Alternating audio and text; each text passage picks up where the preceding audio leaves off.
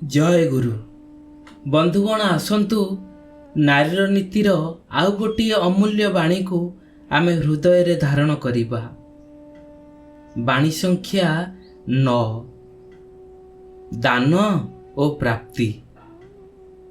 ଶ୍ରୀ ଠାକୁର କହିଲେ, ତୁମର ଭାବ, ଭାଷା ଓ କର୍ମକୁଶଳତା ଯେପରି ତୁମ ସଂସର୍ଗରେ ଯାହା ହିଁ ଆସିବ ତାହା ହିଁ ସେପରି ଭାବରେ ଉଦ୍ଦୀପ୍ତ ହେବ, ଆଉ ତୁମେ ପାଇବ ମଧ୍ୟ ତାହା ହିଁ ସେପରି ଭାବରେ। ତୁମେ ନାରୀ, ପ୍ରକୃତି ହିଁ ତୁମକୁ ଏପରି ଭାବରେ ଗୁଣମୟୀ କରି ପ୍ରସବ କରିଛନ୍ତି। ବୁଝି ଚାଲ। ବନ୍ଧୁଗଣ, ଶ୍ରୀ ଠାକୁରଙ୍କ ଭାବରେ ବୁଝିବାକୁ ଗଲେ ଏହି ଭାବବାଣୀ ଭିତରେ ଗଭୀର ଜୀବନ ତତ୍ତ୍ୱ ଲୁକାୟିତ ହୋଇଅଛି। ଏହା କେବଳ ଏକ ନୈତିକ ଉପଦେଶ ନୁହେଁ, ଏହା ଜୀବନର ଏକ ଅବିଚଳ ସତ୍ୟ।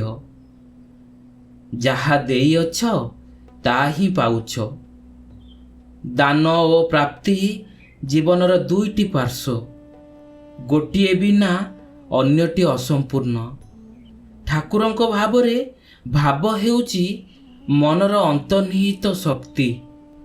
ମନରେ ଯେପରି ଭାବ ଜନ୍ମ ନେଉଛି, ସେହିପରି ଆମ ଚାରିପାଖରେ ପରିବେଶ ଗଢ଼ି ଉଠୁଛି। ଯଦି ଭାବ ଶୁଦ୍ଧ, ସହାନୁଭୂତିମୟ, ଇଷ୍ଟନିଷ୍ଠାମୟ, ତେବେ ସେ ଭାବ ଅନ୍ୟମାନଙ୍କୁ ବି ଉଦ୍ଦୀପ୍ତ କରି ତୋଳେ। ଶ୍ରୀ ଠାକୁର ବାରମ୍ବାର କହିଥିଲେ, ହୃଦୟ ଭିତରକୁ ସଫା କରି ରଖ, ବାହାର ସ୍ୱତ ହିଁ ସଫା ହୋଇ ଉଠିବ। ଏହାର ଅର୍ଥ, ଯଦି ତୁମର ଭିତରେ ପ୍ରେମ ଅଛି, ତୁମେ ପ୍ରେମ ହିଁ ପାଇବ। ଯଦି ଭିତରେ ଦେଶ, ଅହଙ୍କାର, ତେବେ ସେହି ଦେଶ ଆଉ ଅହଙ୍କାର ହିଁ ପ୍ରତିଫଳିତ ହେବ। ଏହି ଭାବ ହେଉଛି ଏକ ପ୍ରକାର ଅଦୃଶ୍ୟ ଦାନ। ତୁମେ କାହାକୁ ହସି କରି ପଦେ କଥା କହିଲେ, ସେହି ହସ, ଖୁସି ତୁମରି ପାଖକୁ ଫେରି ଆସିଥାଏ। ତୁମେ କଠୋର ଭାବରେ କହିଲେ, ସେହି କଠୋରତା ହିଁ ତୁମ ପାଖକୁ ଫେରି ଆସେ। ଏହା ହେଉଛି ପ୍ରକୃତିର ସେହି ଅଖଣ୍ଡ ନିୟମ, ବିଧିର ବିଧାନ। ଭାଷା ହେଉଛି ସେହି ଭାବର ବାହନ। ଠାକୁରଙ୍କ ଜୀବନକୁ ଦେଖିଲେ ଦେଖାଯାଏ, ଶିଖିବାକୁ ପାଉ, ସେ କେବେ କଠୋର ଭାଷାରେ କାହାରିକୁ ଆଘାତ ଦେଇନଥିଲେ କି କାହାକୁ ଆଦେଶ କରିନଥିଲେ। ତାଙ୍କର ଜୀବନ ଥିଲା ସ୍ନେହସିକ୍ତ ଜୀବନ ଉଦ୍ଦୀପକ। ଭାଷାରେ ଯଦି ଅଭିମାନ, ଅବହେଳା ରହେ, କ୍ରୂରତା ରହେ, ତେବେ ସେହି ଭାଷା ସମ୍ପର୍କକୁ ଭାଙ୍ଗି ଦିଏ। ଆଉ ଯଦି ଭାଷାରେ ସ୍ନେହ, ମମତା, ଭରସା, ଆଶୀର୍ବାଦ ରହେ, ସେ ସମ୍ପର୍କକୁ ଆହୁରି ମଜବୁତ କରେ। ଏଥିରେ ଦାନ ଓ ପ୍ରାପ୍ତିର ସୂତ୍ର ସ୍ପଷ୍ଟ ବୁଝି ହେବ। ମଧୁର କଥା ଦିଅ, ମଧୁରତା ପାଅ, କଠୋରତା ଦିଅ, ବିରୋଧ ପାଅ। ଠାକୁରଙ୍କ ମତରେ ଭାଷା ହେଉଛି ଜୀବନର ଗୋଟେ ତପସ୍ୟା। ଜିହ୍ବାକୁ ନିୟନ୍ତ୍ରଣ କରିବା ମାନେ ନିଜକୁ ନିୟନ୍ତ୍ରଣ କରିବା। ଯେ ନିଜ ଭାଷାକୁ ଶୁଦ୍ଧ କରିପାରେ, ସେ ନିଜ ଜୀବନକୁ ଶୁଦ୍ଧ କରି ତୋଳେ। ଏହି ଭାଷା, ଆମର ଭାବ ଯଦି କର୍ମରେ ପ୍ରକାଶ ପାଉନାହିଁ, ତେବେ ସେଗୁଡ଼ିକ ଅସମ୍ପୂର୍ଣ୍ଣ। ଠାକୁର କହୁଥିଲେ, କର୍ମ ବିନା ଭକ୍ତି ଅସାର। ତୁମର କର୍ମକୁଶଳତା ଯଦି ଉତ୍ସର୍ଗମୟ, ସେବାମୟ, ତେବେ ସମାଜ ତୁମକୁ ସମ୍ମାନ ଦେବ। ତୁମେ ଯଦି ପ୍ରକୃତ ଅନାସକ୍ତ, ତେବେ ଅବହେଳା ମିଳିବ, ତିରସ୍କାର ମିଳିବ। କର୍ମ ହେଉଛି ଦାନର ପ୍ରାକ୍ଟିକାଲ ରୂପ। ତୁମେ ଯେପରି କାମ କରୁଛ, ସେହି କାମ ତୁମର ଭବିଷ୍ୟତ ଗଢ଼ୁଛି। ତୁମ ସଂସର୍ଗରେ ଯେଉଁମାନେ ଆସନ୍ତି, ସେମାନେ ତୁମର ଭାବରେ ପ୍ରଭାବିତ ହୁଅନ୍ତି, ତୁମର ଭାଷାରେ ପ୍ରଭାବିତ ହୁଅନ୍ତି। ଯଦି ତୁମେ ଶାନ୍ତ, ସଂଯମୀ, ସଂସର୍ଗରେ ଶାନ୍ତି ପାଇ ହୁଏ। ଯଦି ତୁମେ ଅଶାନ୍ତ, ସେଇଠି ଅଶାନ୍ତି ବଢ଼େ।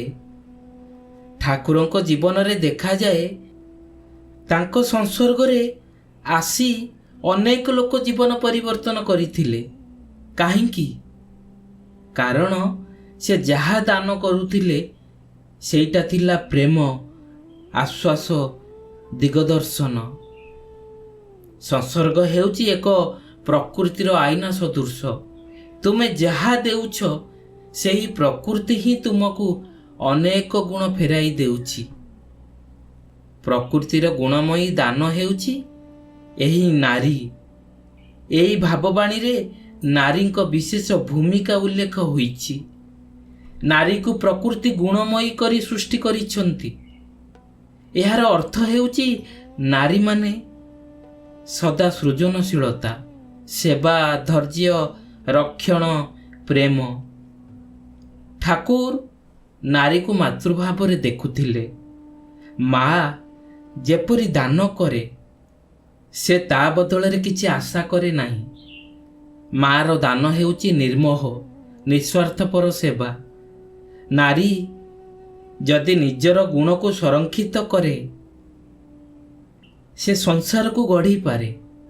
ଯଦି ଗୁଣ ଅବହେଳିତ, ସଂସ୍କାରହୀନ କରେ, ସଂସାରର ନିୟମିତତା ଭାଙ୍ଗିଯାଏ। ସଂସାର ସଂସ୍କାରହୀନ ହୋଇପଡ଼େ। ଏଠାରେ ବୁଝି ଚାଲ ମାନେ ଠାକୁର କହୁଛନ୍ତି ନିଜର ଶକ୍ତିକୁ ଜାଣ।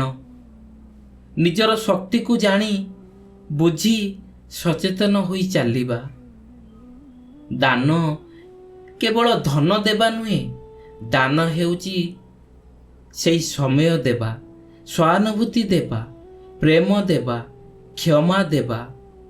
ଠାକୁରଙ୍କ ଶିକ୍ଷା ହେଉଛି ଯେ ଯେପରି ଦେଉଛି ସେ ସେପରି ପାଉଛି, ବରଂ ସରୁନାହିଁ, ତା ପାଖରେ ସେ ଆହୁରି ବଢ଼ୁଛି। ଦାନ ମାନେ ହୃଦୟର ବିସ୍ତାର। ଯେ ହୃଦୟ ବିସ୍ତାରିତ କରେ ସେ ଅନ୍ତରର ସୁଖକୁ ସ୍ପର୍ଶ କରେ। ସେଇ ପ୍ରକୃତି କେବେ ଅନ୍ୟାୟ କରେ ନାହିଁ।